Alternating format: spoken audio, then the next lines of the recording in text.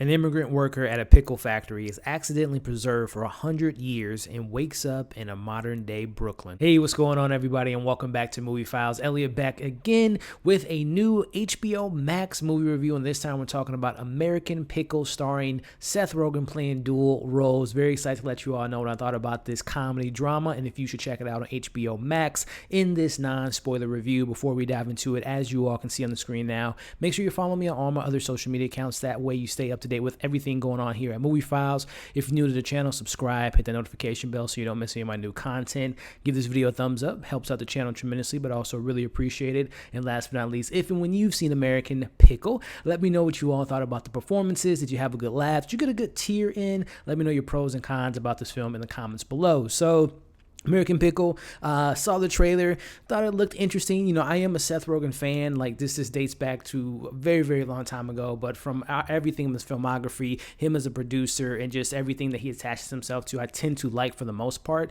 Now, this one isn't, you know, directed by someone that we've seen him work with in the past. It does have his, you know, his partner, Evan, that's a producer in this film, and it is based on a short story and directed by a first-time director who has a very interesting background in regards to his career as a cinematographer, and has comedies, dramas, a bunch of Seth Rogen comedies under his belt. So very interesting premise. First-time director, Seth Rogen. Starting off with the positives, without Seth Rogen, I don't know how much I would have enjoyed this film, and I'll get to that later in my criticisms, but Seth Rogen performance definitely, without a doubt, carries this film. There's nothing against the supporting characters, it's just that we don't get that strong of a presence from the supporting characters, and there were some people that popped in that I was hoping that would stay in the movie a little bit longer. But with Seth Rogen's playing Herschel, who's the gentleman from the 1920s who's preserved in a pickle kind of position and comes back into the modern times, and he's in Brooklyn, right? So everything's different from 100 years ago, right? Technology is different. The way we perceive things, the way, you know, how we can talk to one another. So Herschel in this new kind of fish out of water approach is something that I've always been a fan of, whether it be in a comedy, a drama, a comic book movie. It is something that I kind of gravitate towards, because it's always interesting to see a perspective from someone from the past time, right? Or a different world of that matter.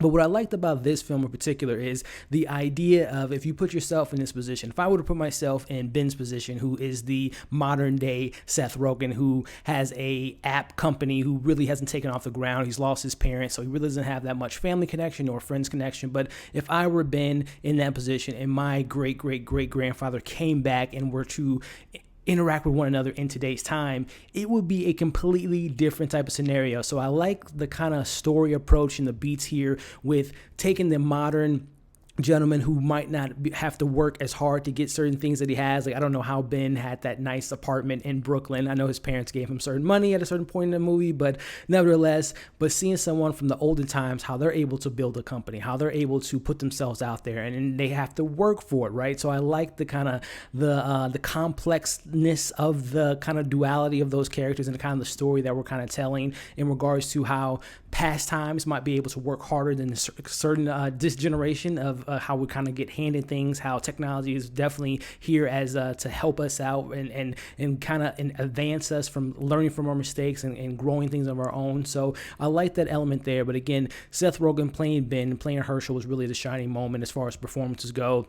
The direction was pretty solid from the first-time director. Again, he's a cinematographer, so he has a good eye to bring kind of these dual perspectives of someone from an older time who is more religious than the current Ben and his family tree. So I like the kind of the way that the film kind of presents itself as far as cinematography and the message there.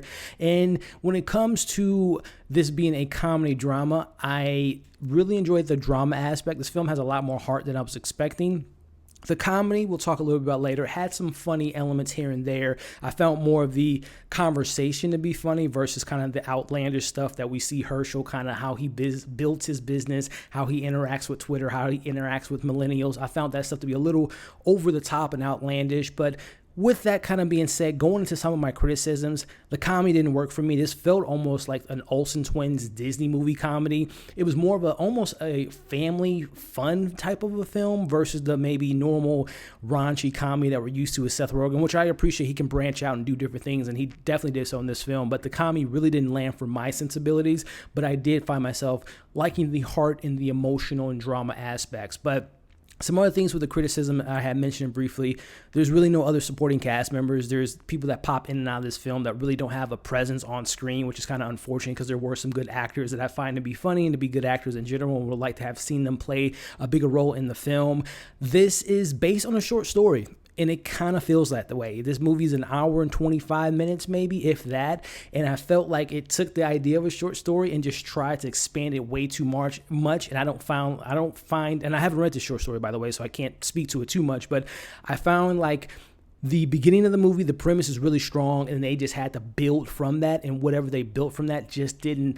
It felt like it should just been a short story and nothing longer than that. And it kind of feels that way for me personally. So overall, it's on HBO Max. Is this a movie I recommend for someone that doesn't have HBO Max, and this is the movie that you might want to get for you can see it and get the subscription? I don't think it's that type of film, but if you already have the service and you want to see an encouraging movie with some heart, some good drama, good performance by Seth Rogen, then check it out. So with that being said, I kind of fall right in the middle with this film. I'm giving it a 3 out of 5. I don't see myself rewatching it anytime soon, but I like the acting flexibility, the acting muscle that Seth Rogen kind of plays in this role. I found the message to be strong and to resonate, but the comedy, the lack of supporting characters, the drawing out of a short story, and kind of being a little dull and boring and repetitive and not to be that funny, I don't find myself rewatching this anytime soon. But like I said, 3 out of 5 for the parts that did stand out for me. So with that being said, let me know what you all thought of American Pickle. Will you be checking it out? If you did see it, let me know your pros, your cons, and let me know some of your favorite Seth Rogen performances in the comments below. So